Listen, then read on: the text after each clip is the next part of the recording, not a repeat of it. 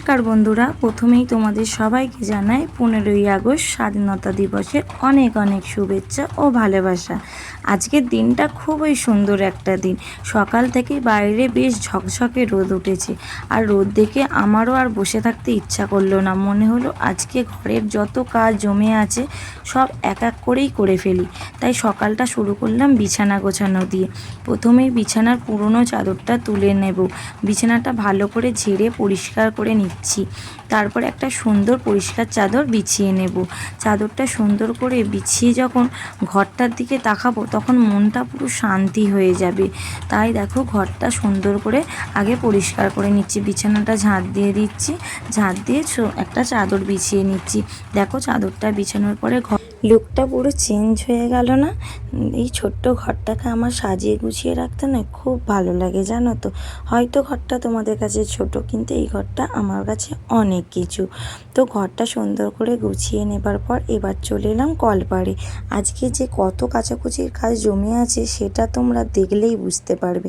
প্রথমেই ঘরের যত পাপোশ ছিল সব এক এক করে ধুয়ে নিলাম। পাপোশগুলো ভালো করে পরিষ্কার করতে হবে। আজকে অনেক দিনটা নয় পরিষ্কার করা হয় না এই বর্ষাকালের জন্য। তো আগে ভাবছি জল দিয়ে ভিজিয়ে রাখি, তারপরে ধুয়ে দেব। আর আবার নিয়ে এসেছি জামা কাপড়। এবার জামা কাপড়গুলো ভাবছি ভিজিয়ে রেখে দিই, আগে পাপোশগুলো ধুয়ে তারপরে জামা কাপড়গুলো কেচে দেবো। তো রোদ দেখে আমি আর নয় লোভ সামলাতে পারলাম না, খালি ভাবছি আর কি আছে কাচবো।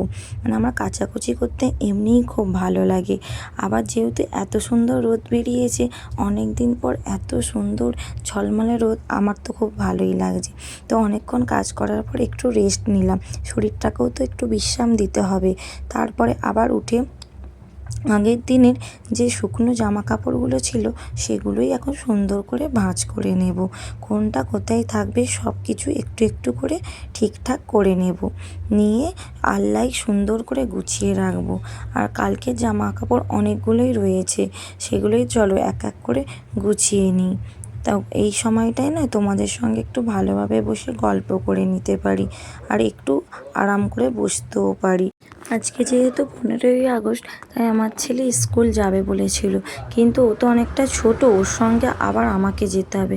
আর বাড়িতে যেহেতু অনেকটা কাজ, তাই আজকে আর ওকে স্কুল পাঠালাম না। প্রাইভেট ছিল সকালবেলা, প্রাইভেটেই পাঠিয়ে দিয়েছি। আমি বললাম একটু বড় হও তারপরে তুমি একাই যাবে স্কুলে, তাই আর পাঠালাম না। চলো, এদিকে আমার জামা কাপড়গুলো গোছানো কমপ্লিট হয়ে গেছে। এবার আলনাটা একটু সুন্দর করে গুছিয়ে নিই। আলনা আমার নয় সবসময় গুছিয়ে গাছিয়ে রাখতেই ভালো লাগে। আগেই তো দেখালাম কীরকম ঝুলছিল, আমার বর কীরমভাবে প্যান্ট টেনে ঝুলিয়ে রেখেছে। ও একটু খুললে জামা কাপড় এইভাবেই ঝুলিয়ে রাখে। ছেলেরা কি গুছিয়ে রাখতে পারে বলো না? এগুলো তো মেয়েদেরই কাজ। তাই ও যখনই রাখে আমি সঙ্গে সঙ্গে গুছিয়ে রাখার চেষ্টা করি। আর আলনা না একটু এরকম গুছিয়ে রাখলে দেখতেও খুব ভালো লাগে।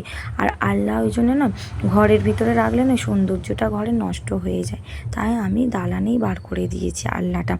এখন দেখো গোছানো হয়ে গেছে, দেখো এখন কীরকম লাগছে। তো আমার পাপোশগুলো ধোয়া হয়ে গেছে, এবার এক এক করে মিলে দিই।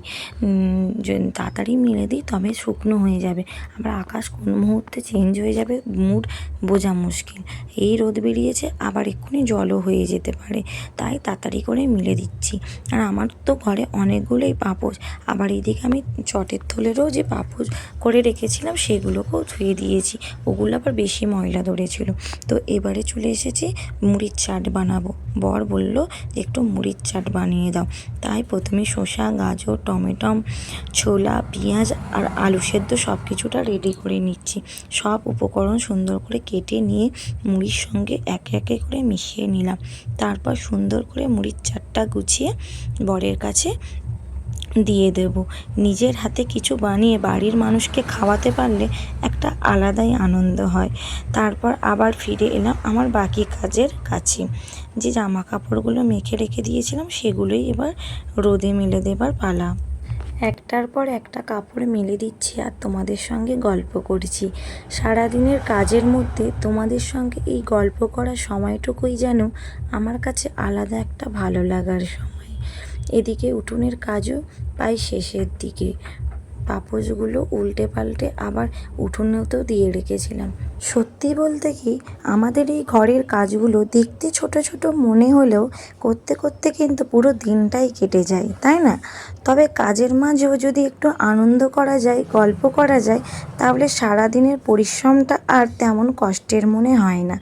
এই দেখো আমার তোমাদের সঙ্গে গল্প করতে করতে আমার কতটা কাজ এগিয়ে গেছে। আবার পাপোশগুলো আরও উল্টে পাল্টে দিলাম, কারণ মোটা মোটা তো শুকনো হতে দেরি হয়। এদিকে দেখো কাঠকুটোও মিলে দিয়েছি। আর দেখ আনাজ খোলা ফেলতে ফেলতে দেখো এখানে একটা বেগুন গাছ হয়েছে, দুটো বেগুনও হয়েছে সুন্দর। আর আজকে যেহেতু 15ই আগস্ট, তাই একটু স্পেশাল রান্না।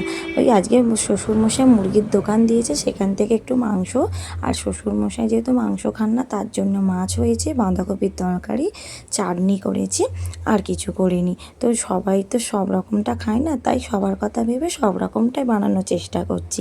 তাই আজকের নতুন ভিডিওটা এই পর্যন্ত, দেখা হবে নেক্সট ভিডিওতে। যদি ভিডিওটা ভালো